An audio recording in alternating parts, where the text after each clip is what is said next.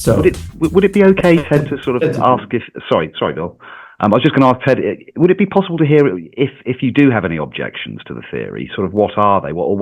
Are there any areas of it that you find problematic? And if so, what are they? And is there a way of approaching them?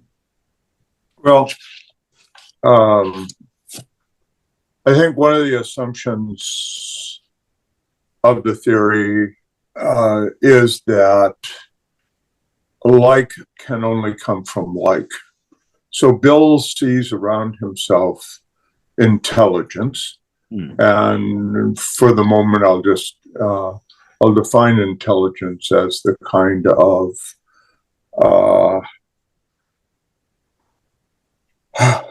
of behaviors that very, very complex entities, such as humans, but also other animal life, display. And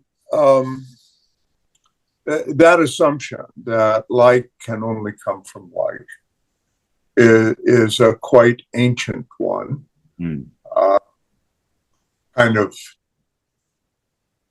Is quite ancient. So intelligence all the way down. I don't understand why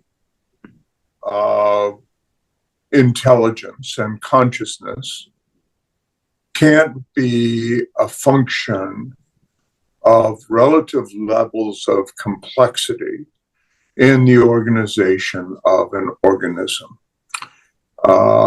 So that, in fact, I don't want to see I think that consciousness and intelligence are primitive terms. I think that they are primitive terms that refer to epiphenomena of complexity at very, very high levels. It was at a certain point along the way, I pointed out to Bill that the cash value of the theory that he was putting forward consisted of SPCA. And I actually think that going off to discover SPCA at any arbitrarily chosen level is an interesting and very likely worthwhile enterprise. You asked Bill a little while ago. The question is your hypothesis or is your thesis falsifiable? Have you formulated the circumstances under which it might be possible to falsify these claims? And I don't think that Bill has adequately thought his way through that issue such that he could put some hypotheses or put forward a set of circumstances under which you might be able to falsify this theory. I personally am completely happy taking the Kantian position that, yes, we can get to SPCA, but having got there, you can't go any further. You just remind me what SPCA, Ted, could you remind me what SPCA again? Sensing, processing, communicating, and actuating. Thank you. Those are foundational concepts, and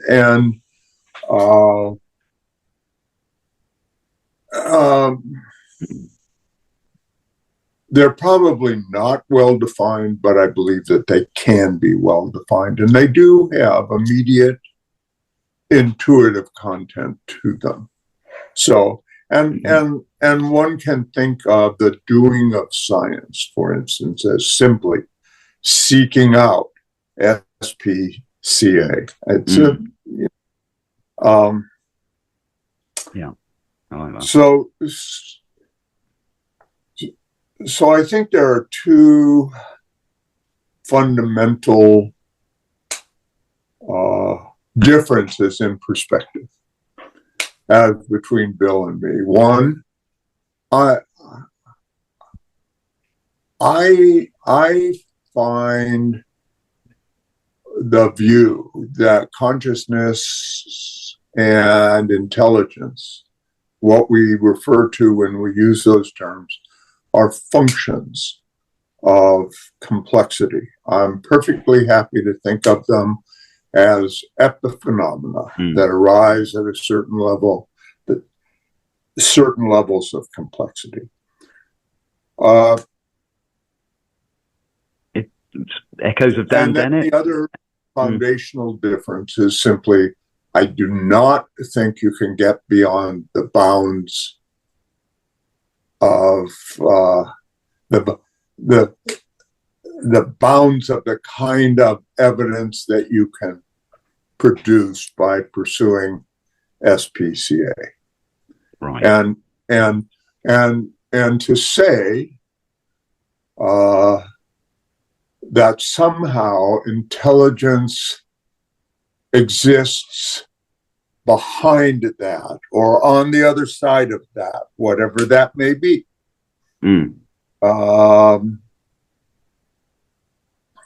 is to go beyond the limits of verifiability. I suppose if your metaphysical outlook would prohibit some of that in a way. So if you said that you think consciousness is epiphenomenal, so it's emergent from a physical, it is an emergent property as opposed to a primitive property. Yes. So it didn't predate the emergence of complex, phenomenally conscious beings like ourselves. Yes. It emerged from chemical complexity, I guess, fundamentally. Yeah. That's interesting. Thank you. So you're a materialist then? Yeah, I am. I suppose you could put it that way. I don't think that I'm certainly not an immaterialist. Okay. More precisely, yeah. Yeah. And I'm perfectly satisfied with the universe within which we find ourselves. Perfectly happy. Interesting stuff. Thanks, Ted.